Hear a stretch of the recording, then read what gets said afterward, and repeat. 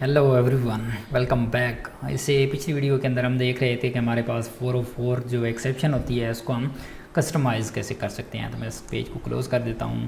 तो हमने यहाँ पे कस्टम रेंडरिंग की थी कि हमारे पास 404 एक्सेप्शन आएगी। तो उस चीज़ को हमने कैसे हैंडल करना है, उसका टाइटल कैसे चेंज करना है, उसकी बॉडी कैसे चेंज करनी है, और देन हमने देखा कि हम अपना कस्टम पेज कैसे यहाँ पर रिटर्न कर सकते हैं। ठीक है, तो आप यहाँ पर लिखें 404 नॉट फाउंड।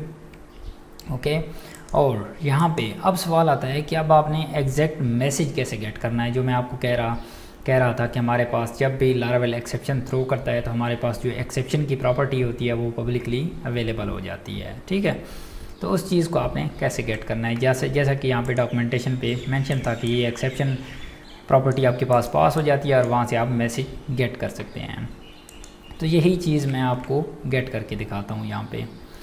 तो यहाँ पे आपने करना है, यहाँ पे सेव करें तो आपके पास ये वाला जो पेज होगा ये सेम पेज वहाँ पे लोड होगा। ठीक है, यहाँ पे कोई भी कंटेंट नहीं आएगा।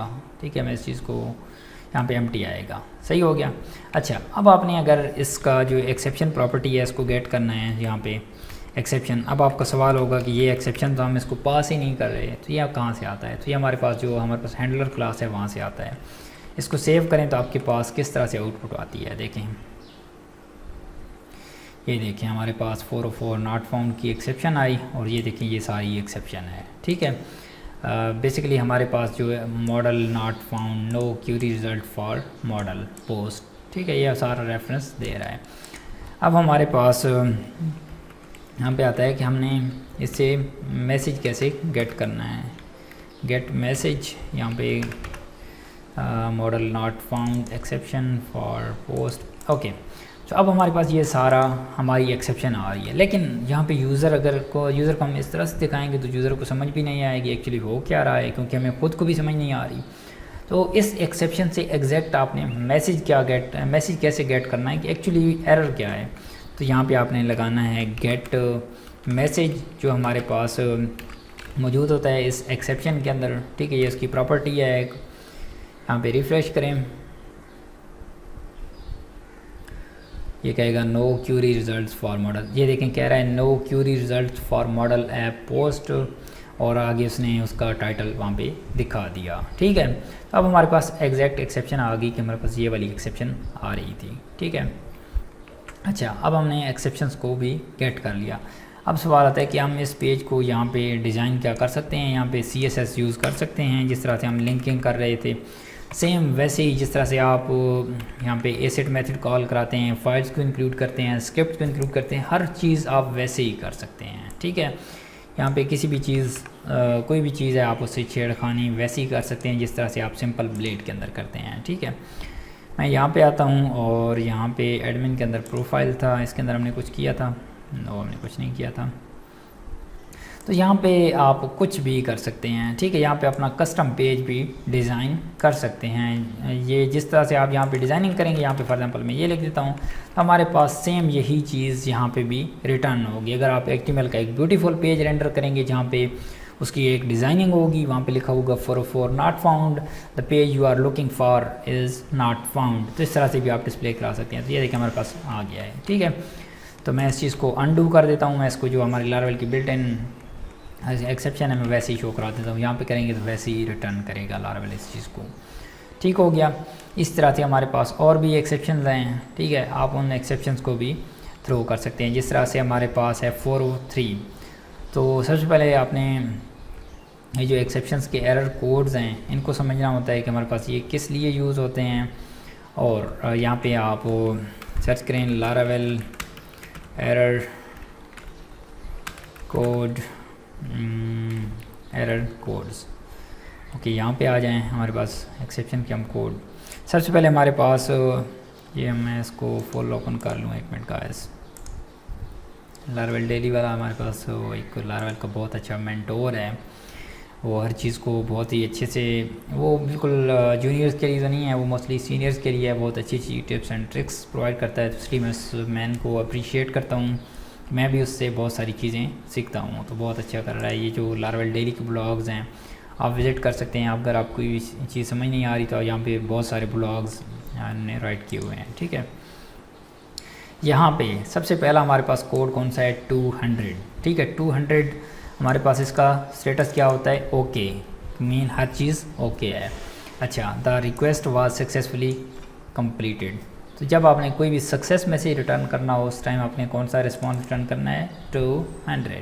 ओके, सो जब आपने क्रिएटेड कोई भी चीज़ क्रिएट होती है उस टाइम कौन सा रिस्पॉन्स रिटर्न करना है 201, resource was created successfully, right. अगर आपने बैड रिक्वेस्ट, ठीक है, ये डिपेंड करता है आपके सिनेरियो पे, ठीक है, कि आप सिनेरियो किस तरह का वहाँ पे जनरेट कर रहे हैं। लाइक यहाँ पे है कि आप चाहते हैं कि जब भी हमारी API से फॉर एग्जांपल हमारी API पे रिक्वेस्ट आती है और उसमें हमने 3 पैरामीटर पास किए हुए हैं, ठीक है, कि 3 जो पैरामीटर्स हैं इनको अगर यूज़र फुलफ़िल करेगा तो देन उसकी रिक्वेस्ट यहाँ पे हमारे सिस्टम के अंदर इंटर होगी। यूज़र 2 फिल कर देता है, तीसरी फिल नहीं करता, तो आप उसके साथ ये वाला फ्लैग वहाँ पे जाके रिटर्न कर सकते हैं अबॉर्ट इफ़, कि अगर 3 कंडीशन मीट नहीं हो रही तो उसकी जो अबॉर्ट की एक्सेप्शन थ्रो करनी है वो कौन सी 400 करनी है, और इसका मतलब क्या है रिक्वेस्ट वाज इनवैलिड, ठीक है। ये सूटेबल है उसके मुताबिक, मोस्टली APIs के अंदर यूज़ होती है, आप कहीं पे भी यूज़ कर सकते हैं इसको, कोई भी रिस्ट्रिक्शन नहीं है। उसके बाद 401 अनऑथराइज्ड, ठीक है, इनवैलिड लॉगिन क्रेडेंशियल्स, तो ये उस टाइम यूज़ होती है। उसके बाद forbidden, you don't have enough permission to perform this action. Unauthorise और फॉरबिडन में हमारे पास फ़र्क है, मोस्टली जो पीपल्स हैं वो कंफ्यूज हो रहे होते हैं। हमारे पास जो 401 है अनऑथराइज का मतलब क्या है कि हमारे पास जो यूज़र है वो लॉगिन नहीं है, मीन उसने यूज़र नेम और पासवर्ड से लॉगिन नहीं किया हुआ। लेकिन जो फॉरबिडन है, फॉरबिडन किस लिए यूज़ होता है कि हमारे पास एक यूज़र लॉगिन है लेकिन उसके वो जिस रिसोर्स को एक्सेस कर रहा है वो उसके लिए ऑथराइज नहीं है, मीन उसको जिस एक सिंपल यूज़र है, एक एडमिनिस्ट्रेटर है, ठीक है, एडमिनिस्ट्रेटर के पास फुल परमिशन है और हमारे पास जो सिंपल यूज़र है इसके पास फुल एक्सेस नहीं है।